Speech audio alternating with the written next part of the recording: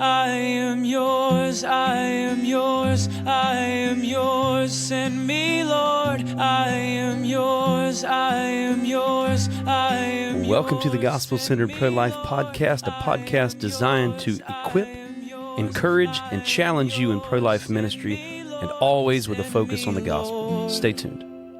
I felt your passion, I've touched your heart. Use me, Lord, use me, Lord.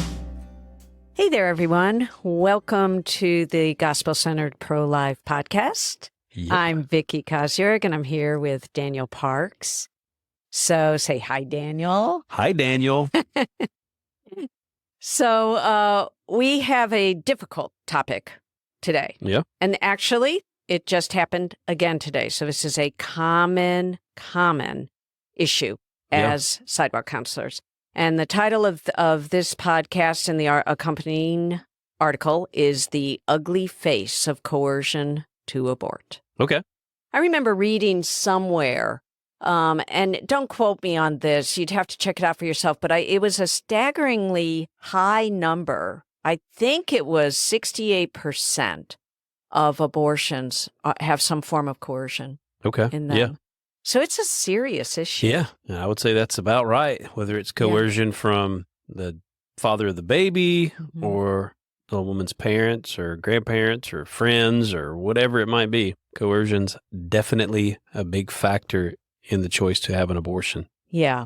And so this podcast, this article evolved out of an actual case that happened. I think this was a couple weeks ago when I wrote this. And again, it happened again today, very similar. But it often ends, as it did in this case, the way coercion often does end, where the woman goes through with the abortion. Yeah. Because there's either threats, there are, she's going to lose her home, there's something that is of deep enough concern that vulnerable person chooses to go ahead with what she oftentimes doesn't want to do. Yeah. She knows it's wrong. So I will preface this by saying it leaves you feeling pretty helpless. There's oftentimes very little that you can do unless the woman is willing to say, I need help, I'm being coerced. Because the police certainly won't act on it if the woman doesn't admit that it's a coercion, and the woman is often frightened into silence. So a similar theme as with sexual trafficking, sex trafficking victims, they will not usually tell anyone that they're being forced into the abortion or sex or whatever, because they fear for the repercussions. So anyway, so what happened in this case, and I think the first thing to try and understand is how to detect coercion.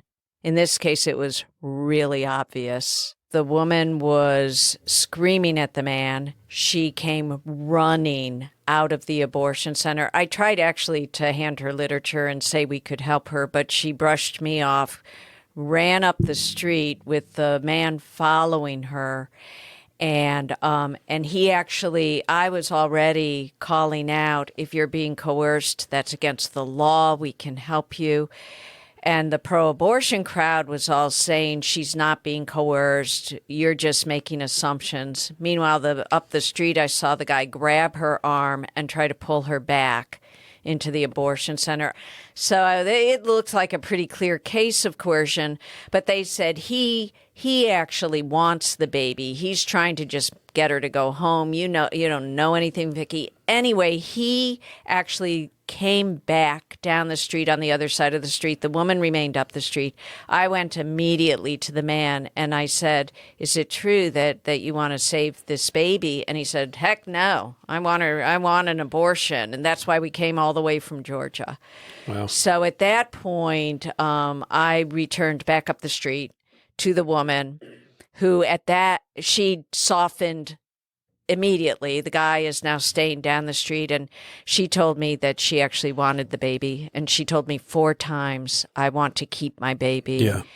So So it was obviously there's coercion, right? Obviously, absolutely no yeah. question that this was a case of coercion. And the boyfriend came back up the street. I had shared our resources. She was ready to walk with me down the street to go on our mobile ultrasound unit. She knew my name. We'd been talking a while, and I felt this is a woman who has saved her baby.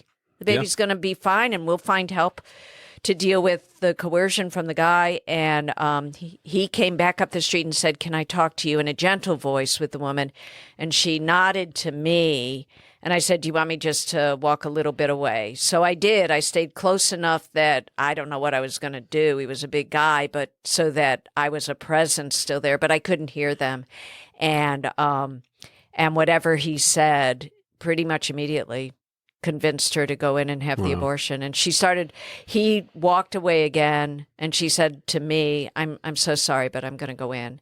And I asked if I talked the 3 talking points. I went over what we had said.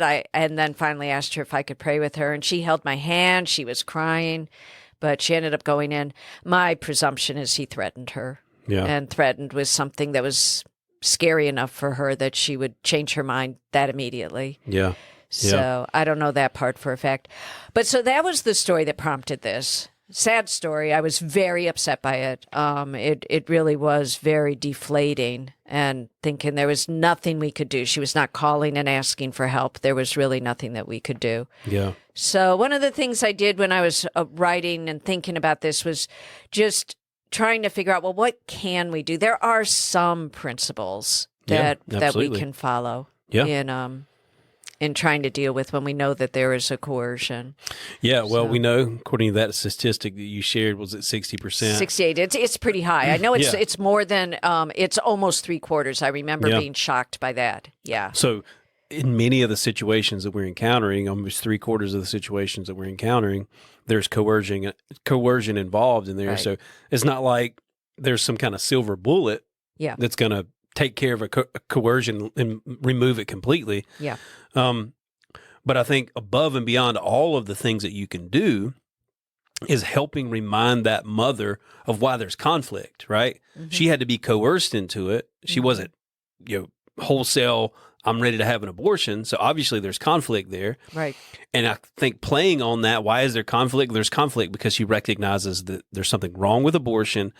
And what's wrong with it is that it kills a baby. Right. And so what you have in here is the first point, kind of major principle, is appeal to them, to the positive reasons why the baby should be saved, using the 3 talking points and calling out to both the man and the woman. I think really focusing on that woman, though, and helping her to remember why she doesn't want to have the abortion, because she carries a baby, right? One of the 3 main talking points there is humanity through the baby. And really focusing on that, helping her to remember that it's a baby, and even the coercion, the pressure that she feels from the coercion, actually, that stuff, I'm not going to say it doesn't matter, but it pales in comparison to the value of that baby that she carries inside of her womb. Does that make sense? Yeah, it does. And I think that is the first thing is you're assuming you have not yet separated them. Yeah. You weren't able to get them apart, because our second point is you should try to get the man alone or the woman alone, to speak with them alone. Get that coercive influence kind of off to the side, if at all possible. And honestly, these 2 first points did happen today and were effective. Okay. They were effective. The first one, I was calling regarding the first point, I was on the microphone, and there was clear conflict because the woman was crying. She's getting on and off her phone. She, at various points, they're clearly yelling at each other, and they were in and out of the abortion center a lot. Yeah. And she kept looking at me. They both kept looking at me and occasionally pointing at me when I was speaking on the mic. And I was speaking for probably a full half hour, talking about the 3 talking points, in case y'all don't know those: God, humanity, the baby, and resources. And I talked about our free ultrasound. The woman separated herself from the man at that point and walked straight to me and said, "Can I get that free ultrasound?"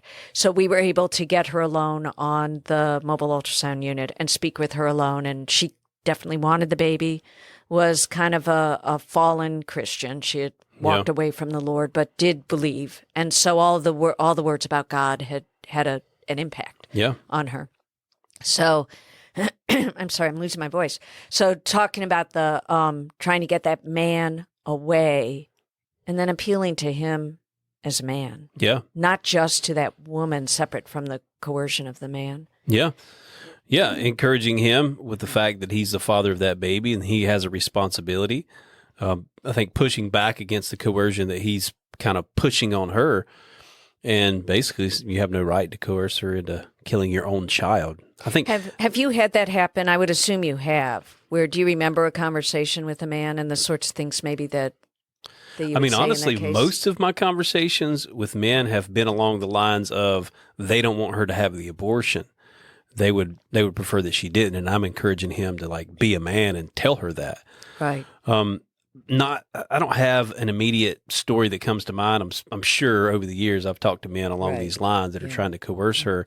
But typically, honestly, like from man to man, those conversations are more, it's more of a slight against him. If I'm trying to tell him you need to stop coercing her, it creates a pretty hostile situation. So in those situations, I'm going to be very tactful in the way that I'm presenting and the way that I'm like encouraging him to stop pressuring her to have an abortion. Right? Yeah. You have to be very strategic with those conversations. You do, and they're really hard. And I will tell you, in the case that happened, that I wrote this about, the man was wearing a big cross around his neck. Yeah. And that made it even harder. I did actually confront that. And I actually think it is important to confront if someone is claiming Christ by their jewelry, a tattoo, whatever. Yeah. I think I you need agree. to say if you are claiming Jesus as your Lord, you can't defend this. You can't defend this behavior. So when to call the police? Really, someone did ask me, why didn't you call the police? Well, she never admitted that it was coercion. Yeah. She said she wanted the baby and that he did not. But she never said he's forcing me, he's coercing me. She never did anything like that. She never called for help. And she walked without him anywhere. He was still across the street. She walked into the abortion center on her own. Yeah. And so the coercion, and this is often the case, Yeah. the coercion is not normally like physically dragging them. Now, we've seen that. We have seen that before. But normally it's that relational coercion. It's that emotional manipulation, that kind of coercion that goes on. And that's really hard. Like, even if you were to call the police, there's nothing they can do about that. The only coercion, and listen, this is even a challenge to get at least our local police to do anything about. Mm-hmm. But the only coercion the police are really going to do anything about is when they're physically dragging them into the abortion center. Yeah. And, and really, if they're doing that, she would have to be willing to be the one that presses charges. Now, I'm not saying in that situation we shouldn't call the police, because I think we should. But still yet, the police, they're going to be limited in what they can do, and really limited for many of them in what they actually will do. Now, we have had police officers go into the abortion center and literally talk to the woman, bring her out. Is he coercing you? Is he forcing you to have the abortion? And I've never seen it where they're like, yes, he is, right? Most of the time they're like, no, even though it's obvious. And so what you have is this whole emotional, mental game that's going on. And so how do you combat that? You can bring the police into the equation, but really you've got to combat that with truth. Mm-hmm. And again, going back to those 3 talking points. Over and over again, talking about God, resources, and the humanity of the baby. And that's in both the cases that happened recently. That is what I did. Offering to pray with them. Yeah. Not with them necessarily. At the point that I prayed, I had her alone. But if you can pray with them, hopefully a man with a man, woman with a woman, restating those arguments where you can hopefully get them to come alongside to recognizing the sanctity of that child's life. Yeah.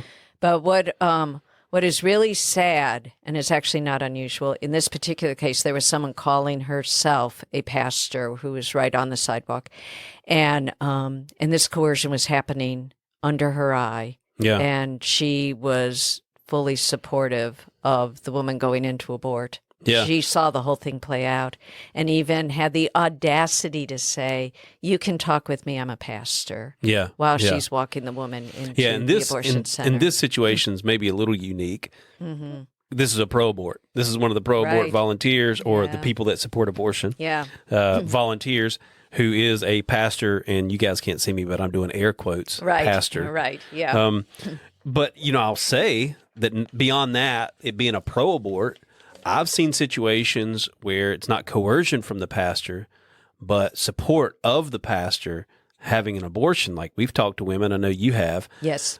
that talk to their pastor and their pastor encouraged them to have an abortion. Right. And that's not necessarily like a direct coercion, but it's not unlike the coercion or, I don't know what you would call it, maybe just plain out just negligence Yeah. of either doctors, because again, doctors, pastors, people that are in positions of authority and power who should do the right thing and should speak the truth, not speaking the truth.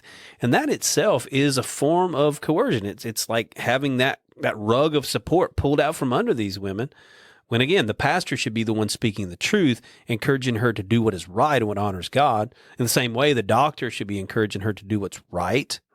What's morally right, what's medically right, like a doctor denying, and many do, but denying that there's a baby there, that this is a human being, is scientifically incorrect, right? They know it's alive. And so I don't know if that's coercion or what you would call that. I think it's negligence I think of their duty. negligence is a great word. And where my mind was going as you were speaking, I don't know if I brought this out in the article, was that many women will, when I'll say, does your pastor know? Have you spoken to your pastor? And they will say, yeah, he approves. Yeah. And I don't know if that's always the actual case. I think in most cases, it's probably that the pastor has been negligent on this issue, has not spoken from the pulpit. This is wrong. Right. We will help you if you're in any situation where you would ever consider abortion. Instead, come to us.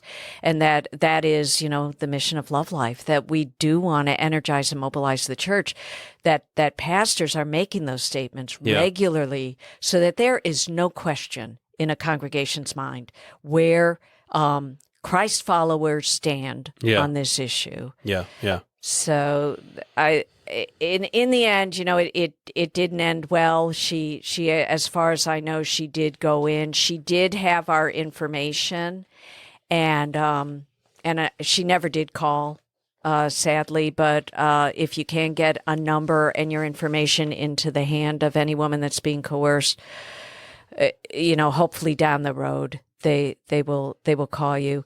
But I really did from that experience. There were two huge takeaways. One is you do the best you can and you leave the rest up to the Lord, because this is a really hard situation. But secondly, a call to the church. We need the church to be very vocal and very involved in the whole issue of abortion, or these sorts of scenarios are just going to keep being played out. Yeah. I mean, at the end of the day, as the church and as pastors and leaders, we need to call men to be men. Yeah. Not to coerce women to have abortions, but to support them, to take responsibility. This is one of the issues with abortion. This is why we say as an organization oftentimes that abortion is more of a man's issue than it is a woman's issue. Yeah. Because if that man would stand up, first of all, not take advantage of women, not have sex outside of marriage. Yeah. But even if they do sin and, obviously do what's against the will of God, to take responsibility for their actions. Mm-hmm. Of course, abortion is exactly the opposite of that. It's not taking responsibility. It's being irresponsible and basically paying someone to take care of, quote, the problem. Right. And so I think as a church, we definitely need to call men to be men. Yeah. A man that coerces his girlfriend into having an abortion is not a man, actually. Yeah. He's a boy trapped in a man's body. Yeah. And not that I would say that, not that I wouldn't say that. It depends on the scenario. But either way, the principle stands. These men need to be called to be men.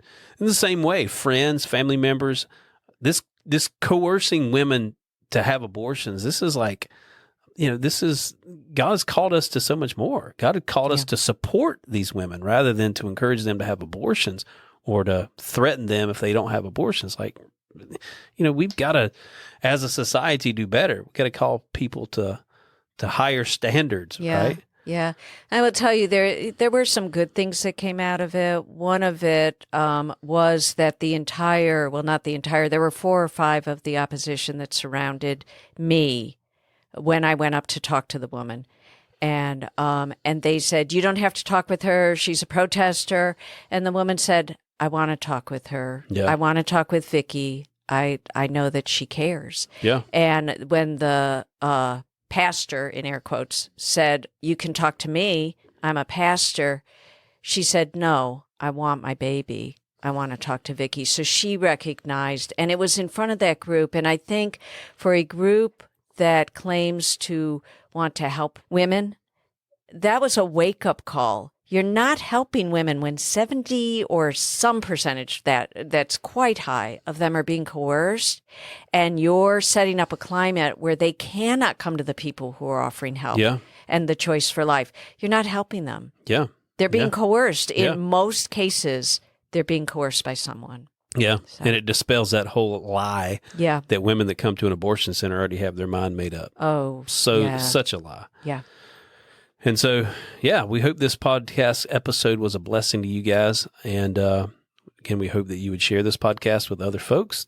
We also encourage you guys to reach out to us if you have any questions or comments, encouragements that have to do with this episode or others. My email address is daniel@lovelife.org. You can reach out to Vicky with a Y, at lovelife.org. We'd love to hear from you. But until next time, God bless. God bless you all.